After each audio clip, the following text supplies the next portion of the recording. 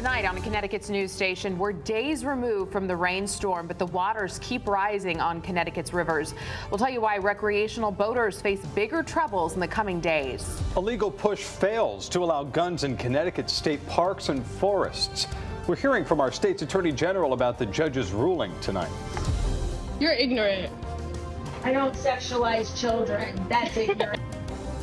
And caught on camera, 2 women claim they were verbally attacked for wearing hijabs on a Connecticut train. We'll take a closer look at that video and hear how state leaders are responding tonight. Now at 10, this is Fox 61, Connecticut's news station. We begin at 10, tracking flooding across our state. Parts of the Connecticut River will crest overnight. Good evening. I'm Sarah Sanchez. And I'm Ben Goldman. Thanks for joining us here tonight at 10. While the Litchfield Hills saw significant flooding earlier this week, the worst conditions are now in the Connecticut River Valley. Take a look at this from Middletown tonight. Morgan tweeted this video out of a dock with boats attached to it floating down the Connecticut River. You can see at least 4 boats tied up to that dock as they all travel along down it. And this is the drone video from Hamden Fire Department of a section of the dock which broke from the Oasis Marina in Glastonbury. The Middletown Fire Department says 4 sections of the dock were seen in the river right near Cox Island, which is right next to the Aragoni Bridge. The Coast Guard and DEEP are handling this situation. We have team coverage of the Connecticut River flooding tonight. Fox 61's Jake Garcia is at the Gardner Lake in Salem with details on why state parks are closed for swimming. And Gabby Molina is in East Hartford after talking with a farmer who's recovering from the flooding. But first, let's go right to Chief Meteorologist Rachel Frank. She has the latest on those flooding conditions for us. Rachel. The water levels continue to rise for part of the lower Connecticut River. So let me step you through it here. In Thompsonville, minor flooding is ongoing, but the river has already crested there and is starting to fall. In the Hartford area, minor flooding ongoing, but you've seen the video. Even minor flooding is something to behold. It is in the process of cresting between now and early tomorrow morning, but the river is rising in Middle Haddam. Minor flooding occurring right now, but moderate flooding is expected, and the river will crest later tomorrow night, or even Friday morning. So what that means is low-lying land and roads near the river will continue to flood. The river is not safe for boating or swimming, and you've seen the debris. We're talking about entire boats and docks floating down the river. So it is incredibly dangerous right now, and it may stay flooded right into part of the weekend before it starts to fall. In addition, we've got concern for more heavy rain on the way, especially late tomorrow night into Friday. And the National Weather Service has kind of put a target on our backs here across the Northeast, saying once again, we might be under the gun for renewed flash flooding concerns with locally heavier downpours. But I think we make it through the day tomorrow dry. Isolated shower northwestern Connecticut tomorrow. It is hot. We're looking at high temperatures once again climbing into the low 90s. I think we'll see a few more clouds than we had out there today. And then later tomorrow night after sunset, a rising chance for some of those showers and storms. We'll take a look coming up. All right, Rachel, thank you. Well, new at 10, 7 state parks are closed for swimming due to water quality concerns and high bacteria. Heavy rain and runoff can make the water dirtier, but that's not stopping some people from trying to cool off in the heat. Fox 61's Jake Garcia visited 3 state parks today, including Gardner Lake and Salem. He joins us live there tonight after talking with people unaware of these warnings tonight. Jake. Yeah, Ben and Sarah, so one state park is actually closed due to flooding. The 6 others are closed to swimmers due to high bacteria levels. Some of the people we spoke to today were shocked to even hear about the high contamination. With the sweltering heat and increasing humidity, the choice to cool off at a state park is a popular one this time of year. But following heavy rain and flooding, the Department of Energy and Environmental Protection have detected high levels of bacteria at 6 different state parks. At Wharton Brook and Wallingford and at Gay City in Hebron, both state parks have multiple signs saying the swimming area was closed. The water visibly affected by the bacteria. At Gardner Lake in Salem, people were still swimming and enjoying a day on the water, but surprised to hear about the bacteria. I'm very surprised because there's a huge crowd here, and I would not have come here today if I had known. Ashley and Pam brought their kids to Gardner Lake after hearing about closures at Rocky Neck, which has since reopened to swimmers. We came here because we knew Rocky Neck was closed and we live close by, so we figured this was an alternate option. Ashley believes the signs posted at the entrance warning swimmers of high bacteria should stand out and be clearer to those driving into the park.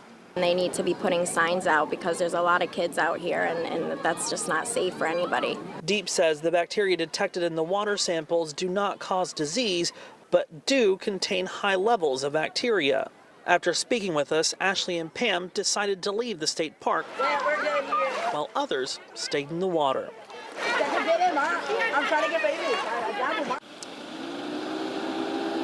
Now Deep urging people to pay very close attention to the signs like this one behind me at the entrances of state parks because they do contain those warnings to visitors about the water quality. You can also visit the Deep State Parks website to find more information about water quality. We have a link to that website on our website, fox61.com.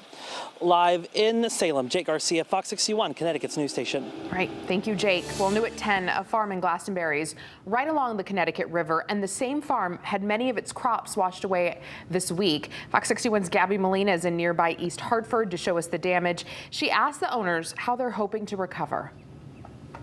Great River Park has been completely overtaken by water, and it's really coming from all different directions. Now, all of this flooding has caused problems here and in other places along the river. I took all of our money and put it in the ground, and I was going to say, I hope it grows. And it did. It was beautiful. It was looking great. And then this happened. Botticello Farms dealt a devastating blow this week.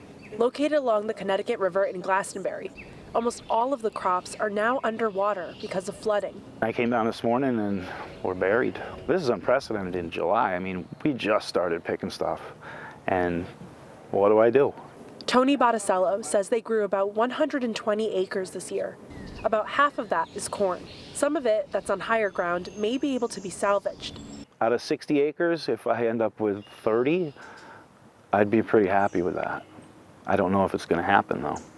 But the water keeps rising. Wasn't that deep this morning? It's in the hundreds of thousands that we're not going to get back. Got to have stuff to sell. You know, I don't know if I will. Further up the river in East Hartford, Great River Park is closed due to flooding there. Oh, I'm surprised. I've never seen it like this before. The town says its Sounds of Summer concert scheduled for Thursday has been canceled since the water has taken over the park, including the amphitheater area where concerts are held. It is bad to see all the water.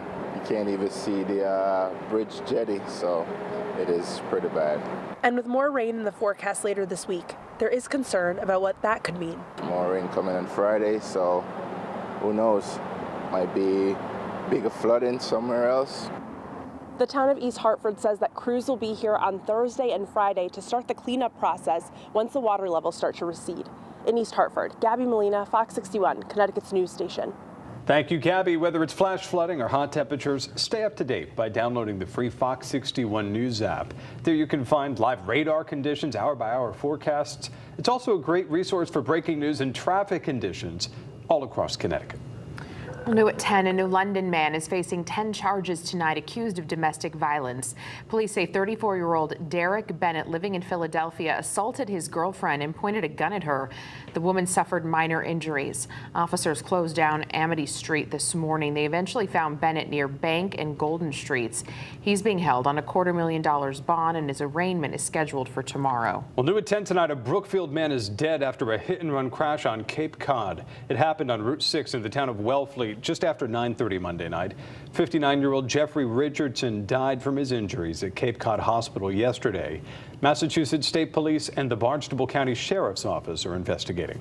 New at 10, a federal judge throws out a lawsuit that tried to overturn a ban on guns in state parks and forests. Connecticut law says someone can only have a gun at a state park or forest for hunting small game. They're also allowed for other approved activities like a hunting education class or shooting at a firearms range.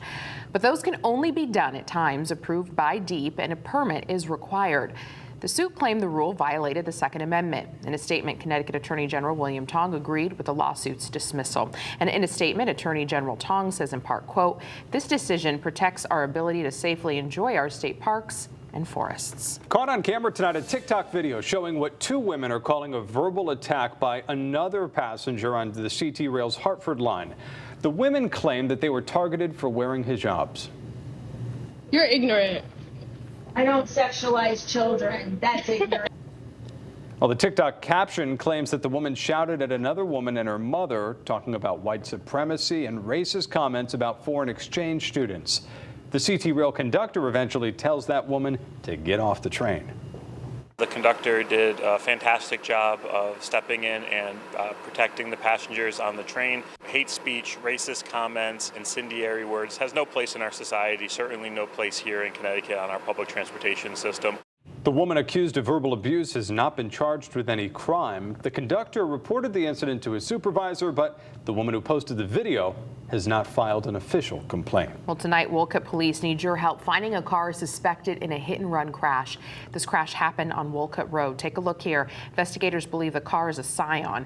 They say the driver hit another car, then sped off. No injuries were reported, but if you recognize the car, call Wolcott police. To Hartford now, where police have arrested 5 people, including 4 teens, after a citywide auto theft operation. Officers say 6 stolen vehicles were recovered. 4 were Hyundai or Kias, which have been a common target by thieves after social media challenges showed how some models can be stolen.